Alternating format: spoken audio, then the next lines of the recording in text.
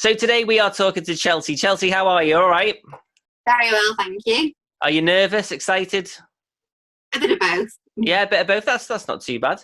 Well, you know the rules of the show is simple. It's 20 minutes. However, today we're going down to 10 minutes. So you got 10 minutes to talk about your business or your personal life or lockdown, whatever you want to talk about. Does that sound good? Yeah, that's fine. Yeah, cool. Right, let me start my time. So the timer has started. So Chelsey, first of all, tell us all a little bit about who you are for those that don't know anything about you. So, yeah, Chelsey Bayliss, and I am a matrimonial solicitor at Linder Myers Solicitors. That I recently joined Linder Myers. I joined probably, I think it was just towards the end of last year. I joined Linder Myers to head up the family department there. And I was prior to that, I was at another Chelsea City Centre firm, but I thought, why not a bit of change? And to head up a department was a fantastic opportunity. Yeah. In terms of the type of work, so when I say matrimonial solicitor, a lot of people will think, oh, what does that entail? So the type of work that I deal with is anything really that arises from a people separation, so a breakdown in a relationship. So that can be married couples, cohabiting couples, civil partnerships, anything really, any issues that arise following that separation. So it ranges really. It can be divorce proceedings, it can be dissolution proceedings, and separation agreements, which would obviously be as cohabiting couples even. And in terms of what that entails in itself, it can be finances. So lots of the time, the biggest issue in terms of any separation is how they're going to deal with the finances. I specialise a lot in matrimonial finances, and sadly, as a result of party separations, there tends to be children involved. So I specialise in issues that involve the children. So that can range again from change of name. It can be relocation. It can be child arrangement. So things such as where the child should live, what school the child should go to, or children. Like I said, change of name or relocation. And the other thing we also specialise in is extended family rights. So rights of grandparents, for example. And go on. So the other thing as well, I probably should mention, is what we like to call before the event planning. And what I mean by that is things such as prenuptial agreements, postnuptial agreements, cohabitation agreements, and separation agreements. It sounds like I'm just saying anything that ends with agreement. I was going to say. Yeah, there are things that can be put in place. So, nobody gets into a relationship thinking it's going to end, or else we wouldn't bother getting into a relationship in the first place. Yeah. But there are things that can be put in place so that if that happens, the process can be made a lot easier and a lot less stressful for all the parties. And I must say prenuptial agreements, especially and postnuptial agreements, are becoming a huge growing area. The general perception of them is changing. I think it's always been a bit of a taboo subject. People think it's quite unromantic. And, and I'd probably say I felt the same as well. But the world's changing. People are, marrying for the second time, third time. And people have children from other relationships. They are bringing assets to a marriage or a relationship. And people need to protect those assets. So the way to do that would be a prenuptial agreement or even a postnuptial agreement, which would, protect those inherited assets or make sure that your children from your previous relationship inherit what was yours prior to entering into a new marriage. I always thought that, with a prenup, it does take all the romance out of that courting period when you first meet somebody, and then obviously it gets serious, and then you start talking about. Because, like you say, the world has changed, hasn't it, quite dramatically? Yeah. And I suppose now it's about fighting that stigma. How do you find people approaching you, knowing that it is obviously the right thing to do, but how would they approach it with their partners?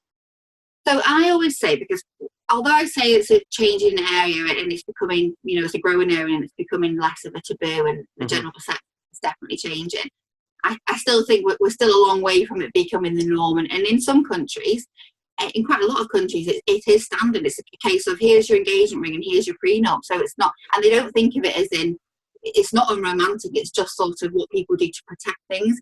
Yeah. But in terms of how I approach it with my clients is I always say blame somebody else, because it's so much easier to have that conversation if you can blame somebody else. So blame me, blame your solicitor, or blame your accountant, and say to them that, say to your partner that they have said to me that I have to have this, I have to have this before they will so that they can make sure that my assets are protected, and it's on their advice. And I think when I say that to clients, they almost kind of sigh a breath of relief and think, oh gosh, that's going to be so much easier, because I didn't want to have the conversation.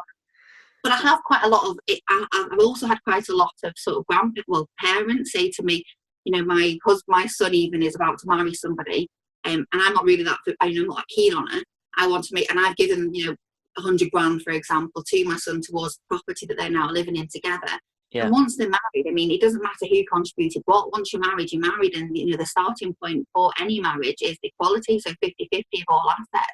Now, obviously, there's different arguments that you can have to say that you're entitled to a different percentage, but the starting point is 50-50. So people know that once you've given your daughter or your son £100,000 and they get married, you've instantly lost half of that.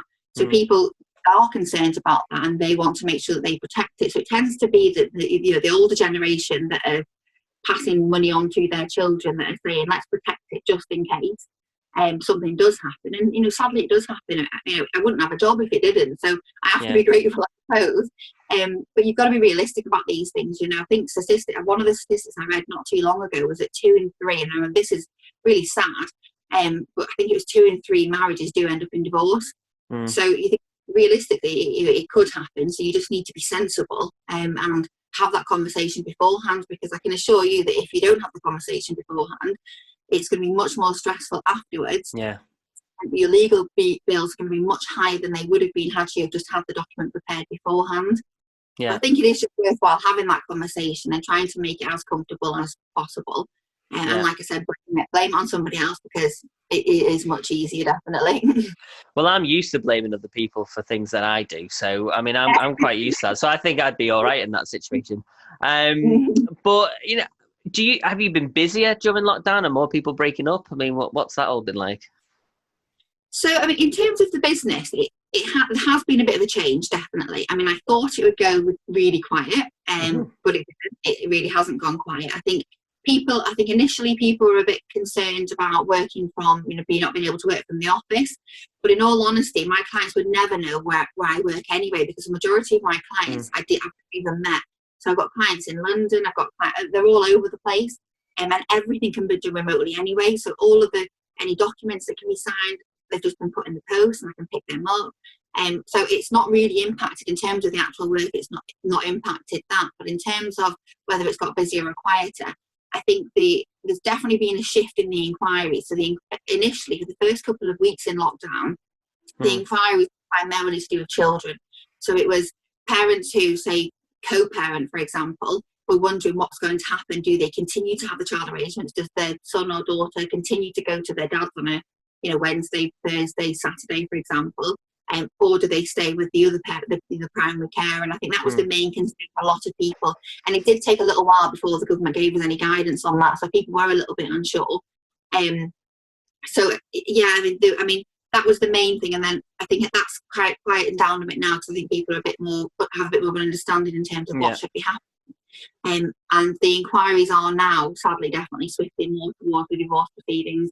But in all honesty, think about it, people have been together 30 years and they've probably never spent this amount of time together. So if there's been any sort of issues in that relationship, they're most likely going to come up now, aren't they, when we're all confined to one house and not being able to do very much.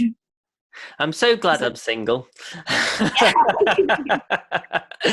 But I mean, that makes it sound very good, am I? Really putting off but we are living in very, very uncertain times, and the world has changed dramatically. I mean, I don't think me and you would ever have seen a day where we couldn't walk next to somebody, where we've had to distance ourselves. So the world has changed dramatically. So I kind of expect anything to happen now. How have you found embracing video during lockdown? I mean, you say that a lot of your clients have been like the likes of London and so forth. Have you got experience in video beforehand, or have you been doing a lot of video calls with people all over the country? So I've definitely never seen myself on a video call as much as this. I don't think I did it a little, not very frequently, I suppose, prior to lockdown. Now it seems to be every other day I'm on a sort of video call, a Zoom call, or even just a telephone appointment. So like a telephone here. So in terms of call hearings, they've all changed. So Obviously, we can't go to court anymore, so that's been a huge. Yeah. Everyone's a bit of panic. How on earth we're going to deal with that? So all court hearings that I've done since we've been in lockdown have all just been. I haven't done any video links yet because I've not needed to. They've just done them by telephone. And to be honest, I do honestly think that this is going to be the new norm. I don't think this is just a phase anymore. I think the way that we're working has proven to be, it's been very cost effective. It's much quicker. I mean, travelling to courts, we're not having to travel. So you've got to be at a hearing at 11 o'clock. You can join 5 minutes before when you're there. Oh, there's your timer. Do you know what? That got me that, because normally we have 20 minutes, but even that spooked me. But there you go. I mean, that's a nice taster of what you do, and I think we could have literally got more out of you, but they're the new rules, unfortunately, and we have to abide by them. How did you find it? Yeah, really good. Did you enjoy it? Good. Yeah, I'm glad you enjoyed it. And do you know, it's quite interesting because I think you're the first person I've come across that does what you do in the way that you do, and I think you're very approachable. And definitely, if I ever get married, I mean, you're the first person I'm going to come and see before I get married. So. But no, I think it's really good, and I just wish we had more time to talk. But no, thank you so much for coming on. If anybody would like to watch any previous episodes, you can head over to youtube.com/Take the Cake Pro. If you'd like to watch any of the latest videos, then don't forget to hit the subscribe and like our social media. Thank you so much for watching, and I'll see you all soon.